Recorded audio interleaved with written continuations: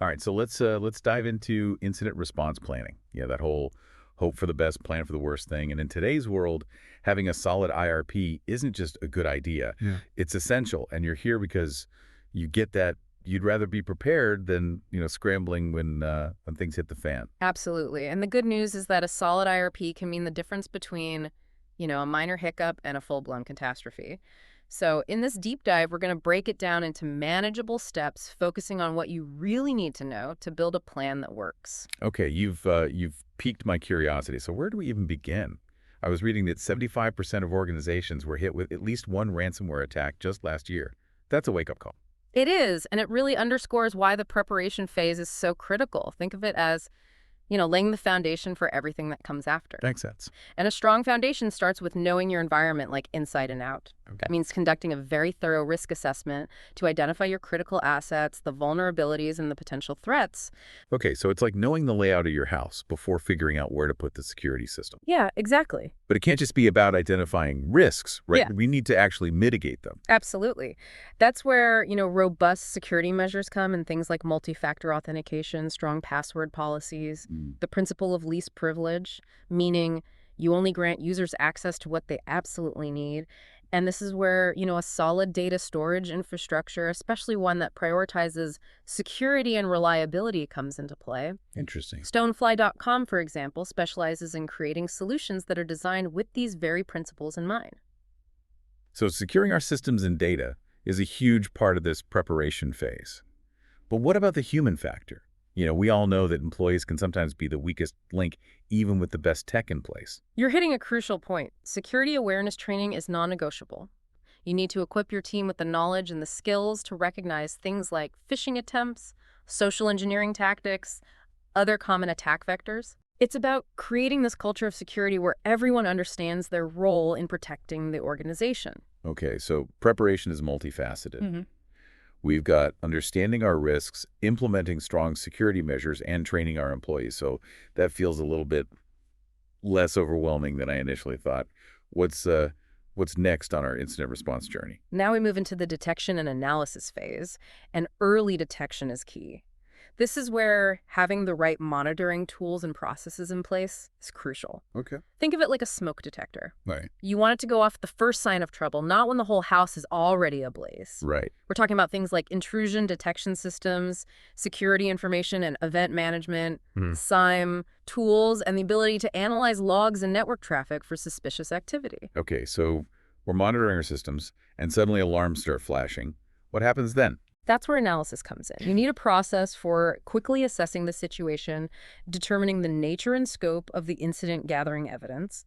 And this is where having, a well-defined incident response plan with very clear roles and responsibilities really pays off. Got it. Who's responsible for what? Who makes the decisions? How does communication flow within the team and to external stakeholders? This is starting to feel like a well-oiled machine where every gear has a very specific function. So we've detected something suspicious, we've analyzed it, and let's say the worst case scenario, it's a confirmed cyber attack. Now what? That's when we move into containment, which is all about damage control. Okay. The goal here is to isolate the threat and prevent it from spreading further. Ugh. Think of it like a surgical strike. You want to neutralize the threat with minimal impact to your overall systems and your data. Okay. This might involve isolating infected systems from the network, disabling compromised user accounts, or even taking entire systems offline. Okay, so we've contained the threat and stopped the bleeding, so to speak, but the attacker is still out there lurking. What's the next step? That brings us to eradication. This is where we remove the threat, completely ensuring that it can't rear its ugly head again. Okay. It involves identifying the root cause of the attack. Okay. Was it a vulnerability that was exploited? Was it a phishing email that tricked an employee? Or something else? And then it's about patching vulnerabilities, removing malware, and taking all necessary steps to ensure that your systems are clean. This is starting to feel a bit like a digital detox, wiping everything clean and starting fresh. Yeah. But even after you've eradicated the threat, there's still the issue of, getting back to normal, right? You're right on track. That's where recovery comes in. Okay. This phase is all about restoring your systems and data to their pre-attack state. And this is where having a robust and reliable backup and recovery solution is absolutely essential. Makes sense. You need to be able to restore your data quickly, confidently, ensuring that it's clean and free from any lingering threats. So this is where a company like Stonefly.com would come in, right? Precisely. They specialize in creating those secure data storage and backup solutions that we've been talking about. Yes, Stonefly.com solutions are designed with security and recoverability in mind. Features like immutability, which protect your backups from being tampered with or deleted, are crucial in a recovery scenario.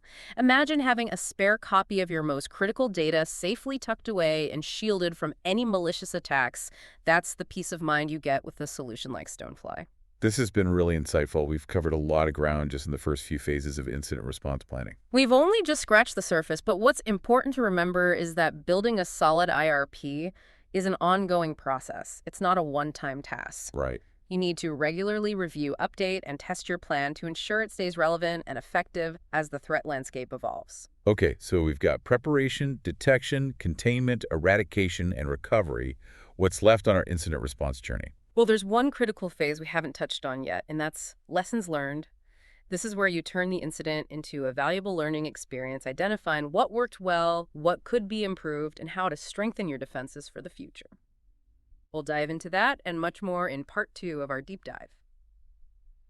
Welcome back to our deep dive on incident response planning. Last time we covered the first 5 phases: preparation, detection, containment, eradication, and recovery. We emphasize that a solid IRP is like a well-choreographed dance, each step flowing seamlessly into the next. Now let's shift our focus to a critical phase that often gets overlooked: lessons learned. This is where we turn a potentially devastating event into a valuable learning opportunity, right? Precisely, it's about asking the tough questions. What worked well in our response? Where were the gaps in our plan? What could we have done better? What new threats or vulnerabilities did this incident expose? It's about analyzing the incident from every angle and extracting those valuable insights that can help you strengthen your defenses for the future. So it's not about dwelling on mistakes, but rather turning them into actionable improvements. Right. What does this actually look like in practice?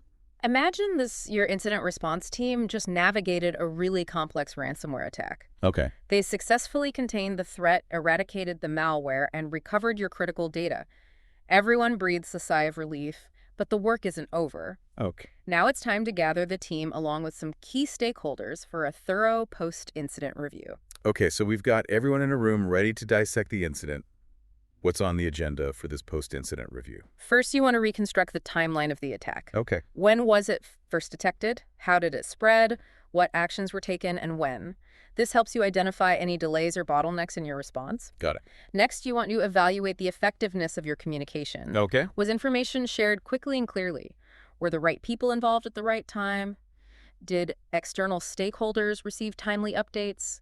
Remember, clear communication is really the backbone of a successful incident response. It's like running a replay of the entire event, looking for any areas where we can optimize our play. So we've analyzed the timeline, we've assessed our communication. What's next? Now it's time to dive deep into your tools and technologies. Okay. Did your security controls function as expected? Were there any gaps in your monitoring or detection capabilities? Did your backup and recovery solution perform flawlessly? This is a great opportunity to identify any weaknesses in your technology stack and make any necessary upgrades or adjustments. For instance, if your backup solution struggled to restore data quickly enough, you might consider exploring more robust solutions, perhaps something like what Stonefly.com offers with their focus on speed and reliability. You're really hitting home this message that preparation is key. Having the right technology in place can make all the difference. So we've reviewed our tools. What's the final piece of this post-incident puzzle? Last but certainly not least, it's time to revisit your incident response plan itself. Was it easy to follow? Did it provide clear guidance to the team? Were there any steps that were missing or unclear? This is where you revise and update your plan based on real-world experience, ensuring that it's even more effective for the next incident. Remember, your IRP is a living document. It's constantly evolving and improving. This is where the lessons learned truly come full circle, right? Shaping our future response. Yeah. So we've reviewed, we've analyzed, and we've revised. Anything else we need to consider during this phase? Documentation is absolutely crucial. Every observation, every insight, every decision made during the incident and the subsequent review should be meticulously documented. Got it. This creates a valuable knowledge base for future incident responders and helps ensure that, those hard-earned lessons aren't forgotten. It's like creating a playbook for the next game, incorporating all the strategies and adjustments that worked in the previous one. Yeah. So we've covered the 6 phases of incident response planning, but before we wrap up, You mentioned earlier that building a solid IRP is an ongoing process. What does that entail beyond just revising the plan after an incident? You're absolutely right. A truly effective IRP isn't static. It needs to adapt and evolve alongside that ever-changing threat landscape. This means staying informed about emerging threats, regularly testing your plan, and conducting tabletop exercises to simulate different incident scenarios and assess your team's readiness. Tabletop exercises sound interesting. Can you elaborate on those? Imagine gathering your incident response team in a room, Okay. presenting them with a hypothetical scenario, say a sophisticated phishing attack that compromises a user's credentials, and then walking through that entire response process step by step. So it's like a simulation allowing the team to practice their roles Yeah. and test the effectiveness of the plan in a safe environment. That's a brilliant way to stay sharp and identify any gaps before a real incident occurs. Exactly. Tabletop exercises are a fantastic way to uncover weaknesses in your plan, fine-tune your processes and ensure that everyone understands their roles and responsibilities.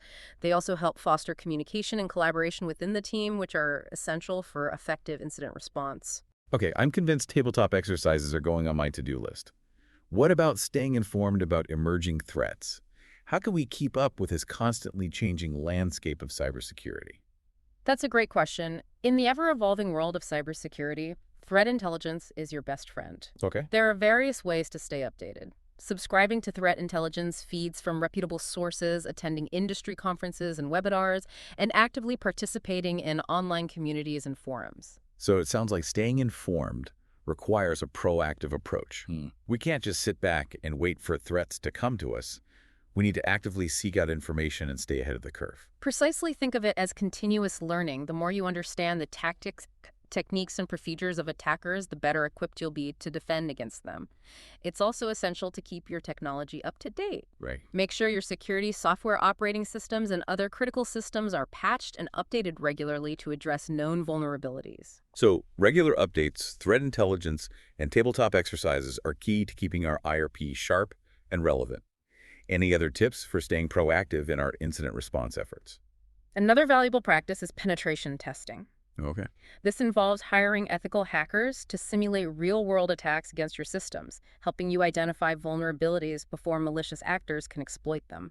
It's like giving your defenses a stress test, ensuring they can withstand real-world attacks. So penetration testing is like a controlled experiment, allowing us to identify weaknesses and address them before they become real problems. Makes a lot of sense. What about things like audits and compliance checks? Do they play a role in incident response planning? Absolutely. Regular audits and compliance checks can help ensure that your security controls are properly implemented and functioning as intended. They also help you identify any gaps in your security posture and address them proactively. It sounds like building a robust incident response plan is really a holistic endeavor, encompassing everything from risk assessment and technology implementation to employee training and ongoing evaluation. That's precisely it. A truly effective incident response program requires a multifaceted approach, one that addresses both the technical and human aspects of cybersecurity. Remember, your people, your processes, and your technology must work together seamlessly to create a truly resilient security posture.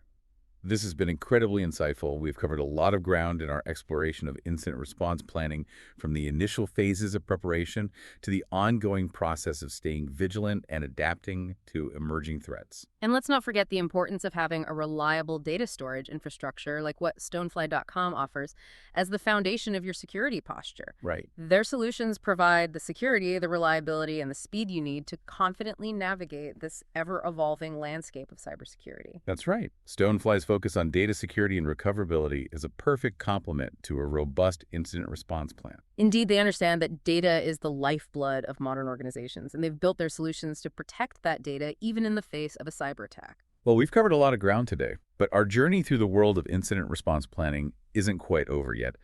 Join us for the final part of this deep dive where I guess you'll just have to wait and see. Welcome back to the final part of our deep dive on incident response planning. We've walked through the phases from preparation to recovery and explored that crucial element of continuous improvement.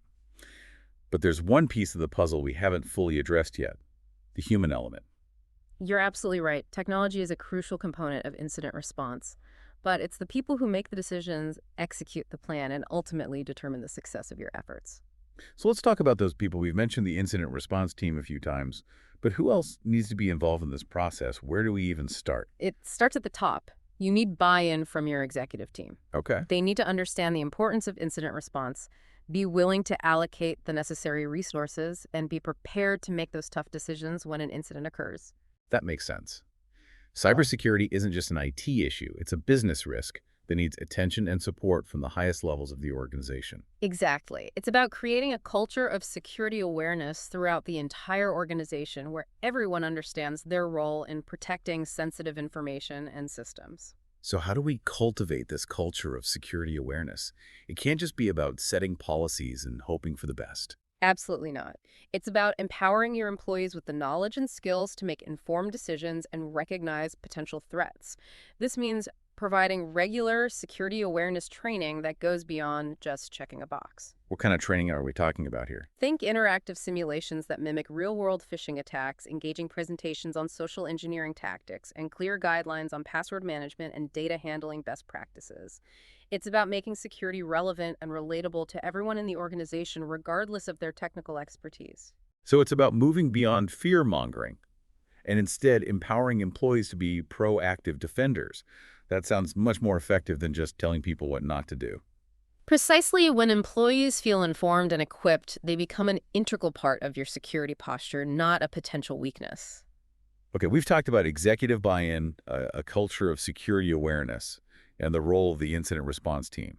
Is there anyone else we need to consider when building our incident response plan?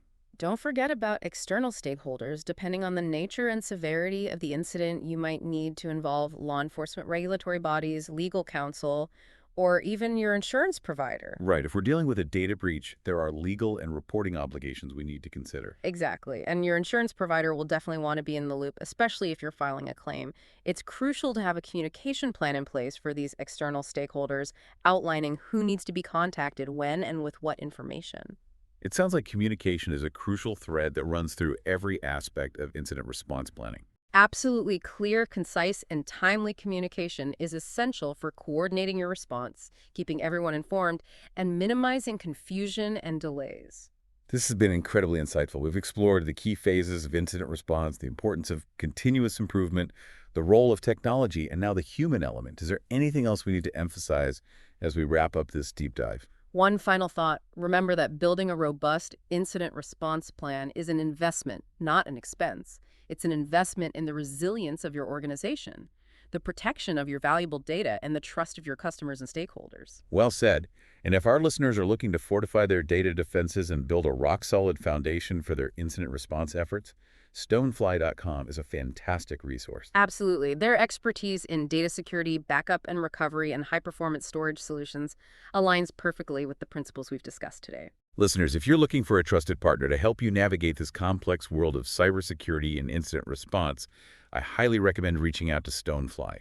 You can visit their website at www.stonefly.com or contact their sales team at sales@stonefly.com. And remember, the best time to prepare for an incident is before it happens. So take the insights you've gained from this deep dive, start building your incident response plan today, and equip your organization with the tools and knowledge to face any cyber threat with confidence. That's a great note to end on. Thank you for joining us on the deep dive into incident response planning. Stay safe, stay secure, and keep learning.